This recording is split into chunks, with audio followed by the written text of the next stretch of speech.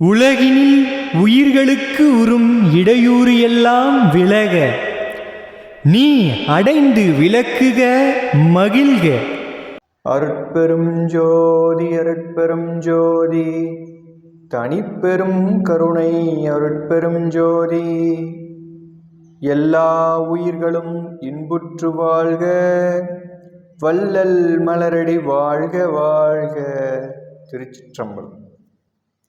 ஆண்மனேய உறவுகளுக்கு வந்தனம். நாம் இன்று பார்க்கக்கூடிய தலைப்பு, மனிதனுடைய வாழ்வில் ஏன் துன்பங்கள் நிகழ்கின்றது, ஏன் ஒவ்வொருவரும் இந்த பூமியில் பிறந்து பல துன்பங்களையும் இன்பங்களையும் அனுபவித்து கொண்டிருக்கின்றார்கள். ஆசைகளே துன்பத்திற்கு காரணம். இந்த ஆசை எப்படி உருவாகின்றது, அதை பற்றி மிக விரிவாக கூற இருக்கின்றோம். அதற்கு முன்பு நம்முடைய சேனலை இதுவரை சப்ஸ்கிரைப் செய்யாத அன்பு உள்ளங்கள் முதலில் சப்ஸ்கிரைப் பண்ணிக்கோங்க, லைக் பண்ணுங்கள், ஷேர் பண்ணுங்கள். ஒவ்வொரு மனிதனுடைய வாழ்விலும் நடக்கின்ற அநேக துன்பங்களுக்கும் மன அழுத்தத்திற்கும் மன வேதனைக்கும் காரணம் தவறான முடிவுகளை, செத்து போகக்கூடிய தவறான முடிவுகளை எடுப்பதற்கு காரணமாக இருப்பது நம்முடைய ஆசைகளே. எண்ணம் போல் வாழ்க்கை அப்படின்னு பெரியவங்க சொல்லுவாங்க.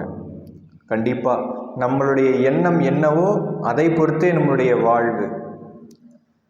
ஆக இந்த ஆசைகள் எழுவதற்கு காரணமாக இருக்கின்றது ஐம்புலன்களின் வழியே ஆசை உண்டாகின்றது. எப்படி என்றால், ஒரு பொருளை நம்முடைய கண் பார்க்கின்றது. சாலையோரத்தில் ஏதாவது ஒரு பொருள், ஏதாவது ஒரு நாற்காலியை பார்க்கின்றது. சாலை ஓரத்தில் நாம் சென்று கொண்டிருக்கின்றோம். ஒரு நாற்காலியை, மர நாற்காலியை பார்க்கின்றது. இந்த நாற்காலியை வெகு நாட்களாக வாங்கலாம் என்று நினைத்து கொண்டிருந்தோம் அப்படின்னு உடனே சிந்தனை வரும். அந்த கண்ணு பார்த்த உடனே அந்த சிந்தனை உடனே தூண்டும். நம்ம நாற்காலி வாங்கலாம்னு நினச்சிருக்கோம், நம்ம வீட்டுக்கு ஒரு நாற்காலி வாங்கினா நல்லாயிருக்கும் அப்படிங்கிற மாதிரி. ஒரு உணவை நீங்கள் பார்க்குறீங்க. அந்த உணவை நீங்கள் பார்க்கும்போது அந்த உணவுடைய மனம் மூக்கு நுகருது. நுகர்ந்த உடனே சிந்தனை என்ன சொல்லுது, உடனே நம்ம சாப்பிட்லாம் அப்படின்னு சொல்லுது.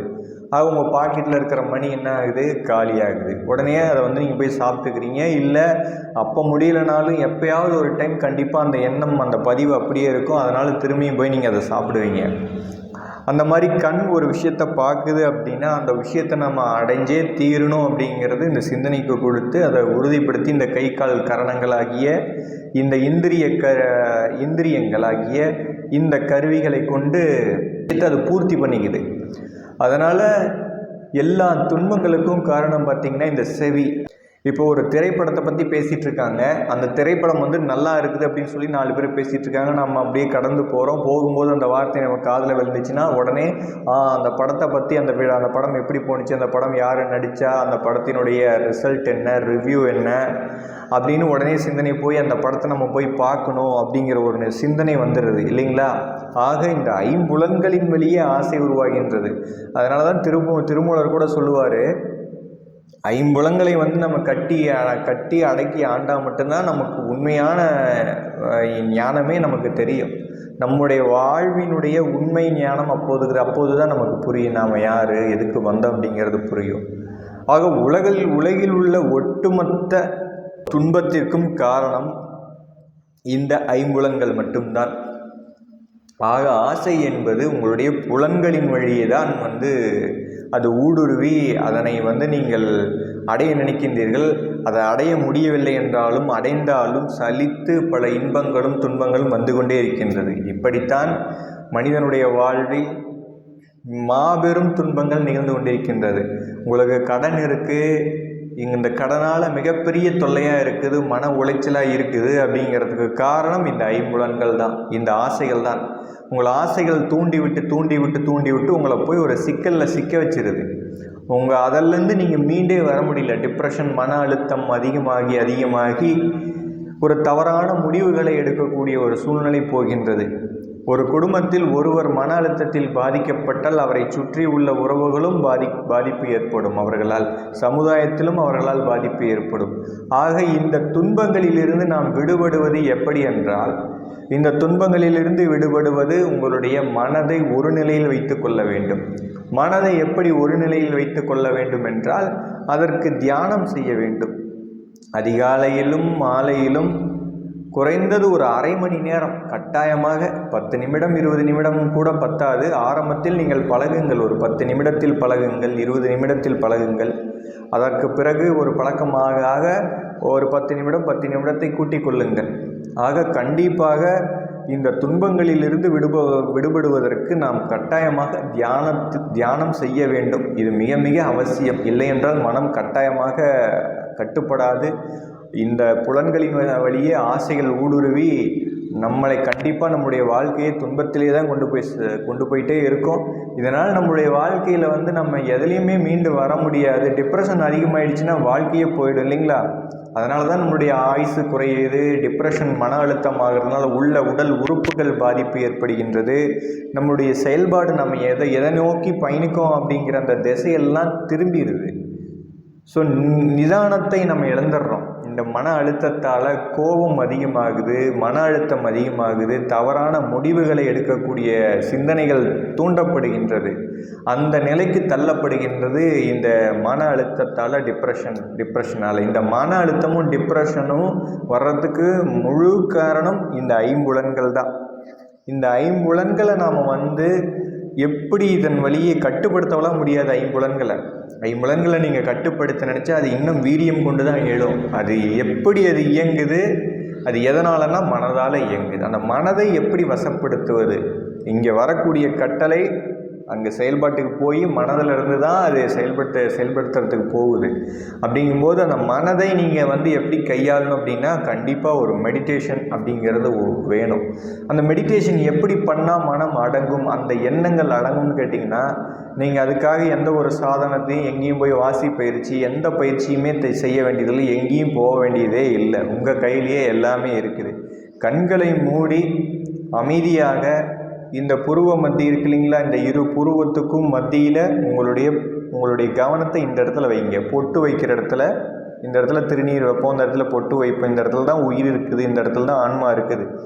இந்த இடத்துல நீங்கள் கவனம் வச்சு உங்களுடைய மூச்சு காற்ற இந்த 2 இடகளை வலதுகளை இருக்கு இல்லைங்களா, வலது இடது பக்கத்தில் போகக்கூடிய இந்த நாசியின் வழியே மூக்கின் வழியே ஓடக்கூடிய உங்களுடைய இந்த பிராணனை நீங்கள் இந்த புருவ மத்தியில் கவனத்தை வச்சு இந்த காற்று ஏறுறதை கவனிக்கணும்.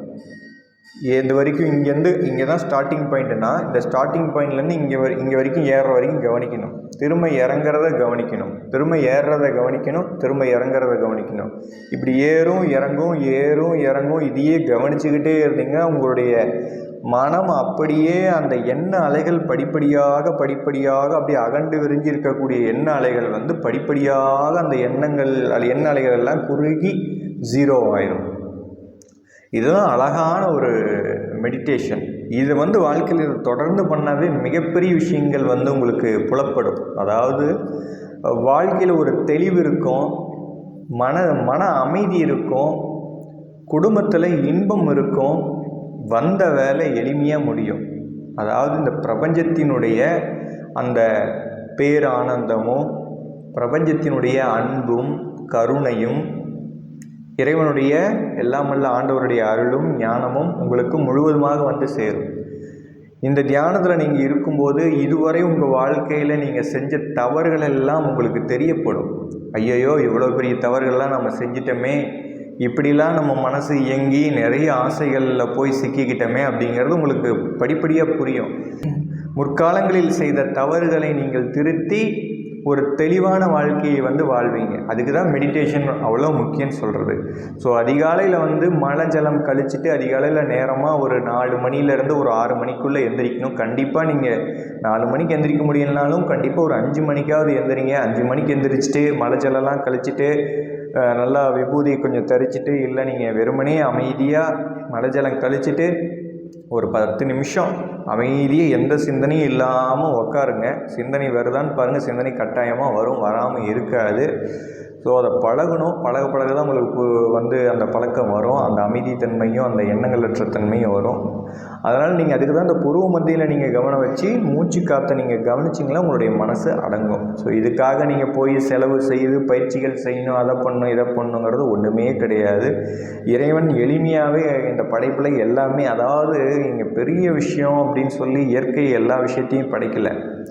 ரொம்ப எளிமையான விஷயத்தை தான் இறைவன் வந்து இயற்கை வந்து படைத்து வைத்திருக்கிறார். அதை நம்ம வந்து சரியாக அணுகிறதில்லை. ஏதோ இன்னும் பிரம்மாண்டமாக இருக்குமா அப்படி இருக்குமா இப்படி இருக்குமான்னு போயிட்டு நம்மளுடைய மனம் அந்த எண்ண அலைகள் ஓடி அங்கங்கே ஓடி தேவையில்லாத செலவுகள்லாம் செஞ்சு மாட்டிக்குது.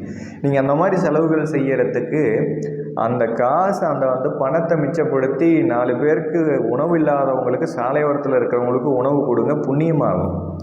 ஸோ தொடர்ந்து தியானத்தை செஞ்சுக்கிட்டே நீங்கள் வாழ்வில் தினமும் ஒரு உயிருக்கு நீங்கள் வந்து தொடர்ந்து ஒரு எறும்புக்கோ காக்கைக்கோ குருவிக்கோ பறவைகளுக்கோ ஆடு மாடு இந்த மாதிரி ஒரு ஜீவராசிகளுக்கு தினமும் ஒரு ஜீவராசிகளுக்கு, சாலையோரத்தில் இருக்கிற மனிதர்கள், குழந்தைகள், இந்த ஊனமுற்ற ஆசிரமம் இந்த மாதிரி இருக்கிற இடங்களுக்கெல்லாம் நீங்கள் போயிட்டு ஒரு வேளை உணவு தினமும் ஒரு உயிருக்கு பசியாற்றிட்டு வாங்க.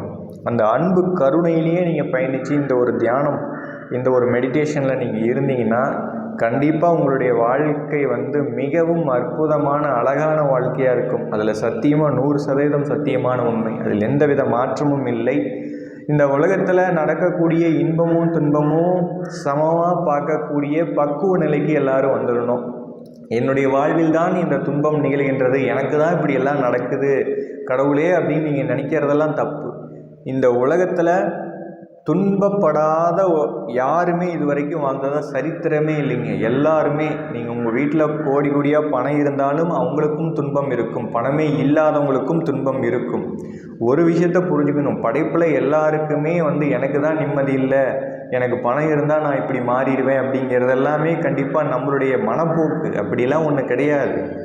ஸோ நம்ம படைக்கப்பட்ட இந்த சிஸ்டத்தை நம்ம புரிஞ்சுக்கணும். இந்த கை, இந்த கண், இந்த காது, இந்த மூக்கு, இந்த வாய், இந்த சிந்தனை, இந்த மூளை, இந்த மனம் எப்படி செயல்படுது, இதுதான் நம்மளை வந்து ஆட்சி செஞ்சிட்ருக்குது. இந்த 5 புலன்கள் தான் ஆட்சி செஞ்சிட்ருக்குது இந்த உலகத்தில்.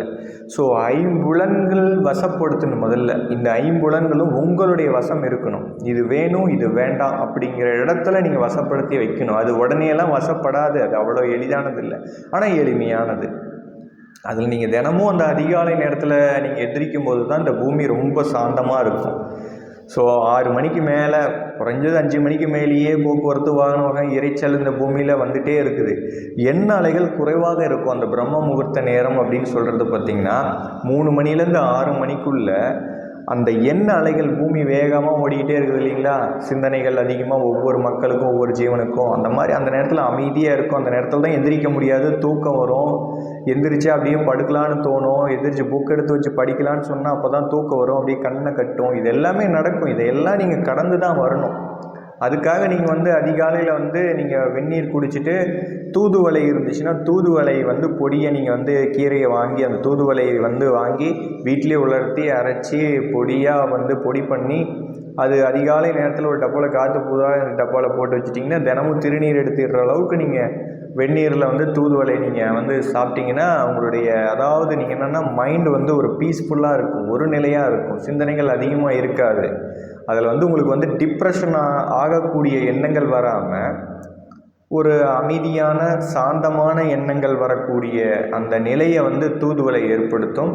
உங்களுடைய தேகம் வந்து நீடிச்சிருக்கும், ஆயுள் நீடிச்சிருக்கும். வள்ளலார் சொல்லுவார், கரிசாலை தூதுவளை முசுமுசுகு இதெல்லாம் சொல்லுவார். ஆனால் கரிசாலை தூதுவளை போதும். அது வந்து இந்த யோக சாதனங்களை பின்பற்றுபவர்களுக்கு, இந்த ஆன்மீக வழியில் செல்பவர்களுக்கு கரெக்டாக இருக்கும். அந்த ஆன்மீகத்தில் இல்லாதவங்களுக்கும் நான் சொல்கிறது என்னென்னா, தூதுவளை கண்டிப்பாக தொடர்ந்து நீங்கள் வந்து அதிகாலையில் எழுந்திரிச்சு மழை ஜலம் கழிச்சிட்டு திருநீர் எடுத்துடுறோம் இல்லைங்களா, அந்த அளவுக்கு நீங்கள் வந்து சாப்பிட்டீங்கன்னா வந்து உங்களுடைய கான்சியஸ், அதாவது மன அழுத்தம் குறையும், தெளிவான முடிவெடுப்பீங்க. அந்த நாள் வந்து இனிமையான நாளாக இருக்கும். அது வந்து உஷ்ண மூலிகை தான். ஆனால் அதை வந்து நீங்கள் அளவோடு எடுத்துக்கினதுக்கு தான் இந்த திருநீர் எடுற அளவுக்கு நீங்கள் எடுத்து நீங்கள் உண்ணணும். அது சாப்பிட்ணும், வெந்நீரில் தான் குடிக்கணும். இல்லை நீங்கள் கொதிக்க வச்சும் குடிக்கலாம். 1 டம்ளர் தண்ணி கூட போதும். 1 டம்ளர் தண்ணிக்கு இந்த திருநீர் அளவு எடுத்து நல்லா கொதிக்க வச்சு ஒரு 1/2 டம்ளர் ஆகிற அளவுக்கு நீங்கள் காலையிலாட்டி அதை குடிங்க. வெறும் வயிற்றில் குடிங்க. வெந்நீர் ஃபஸ்ட்டு குடிச்சிட்டு அதுக்கப்புறம் இதை குடிங்க. வேறு எதுவுமே சாப்பிடக்கூடாது. சாப்பிட்டு ஒரு 1.5-2 மணி நேரம் எதையுமே சாப்பிடக்கூடாது. அதுக்கப்புறம் நீங்கள் காலையில் பாலோ இந்த மாதிரி கண்டிப்பாக டீ தவிர்த்துருங்க. இதெல்லாம் பித்தம், வாதம், பித்த கபத்தை ஏற்படுத்தும். பாலில் நாட்டு சர்க்கரை இருந்துச்சுன்னா நாட்டு சர்க்கரை போட்டு குடிங்க. வெள்ளை சர்க்கரை சல்ஃபரு, அது ஹார்ட் அட்டாக்கு பல நோய்களை உண்டு பண்ணும். ஆயுசை குறைக்கும். நரை, திரை, பிணி, மூப்பு கண்டிப்பாக வரும். அதனால் நம்ம இந்த முறைகளை அதிகாலை நேரத்தில் எந்திரிச்சு அந்த மெடிடேஷன் பண்ணும்போது ஒரு தெளிவான பாதை உங்களுக்கு கிடைக்கும். வாழ்க்கை ரொம்ப இனிமையாக இருக்குங்க. அதில் எந்த வித மாற்றமும் இல்லை. எளிமையான விஷயந்தான், கண்டிப்பாக நம்மளால் செய்ய முடியாது. இதுக்கெல்லாம் தடையாக இருப்பது சோம்பேறித்தனம், நம்மளுடைய கைலாகாதத்தனம். இதெல்லாம் நம்ம செய்ய மாட்டோம். எவ்வளவோ செலவு பண்ணி ஹாஸ்பிட்டலுக்கு போயிட்டு அங்கே செலவு பண்ணுவோம்.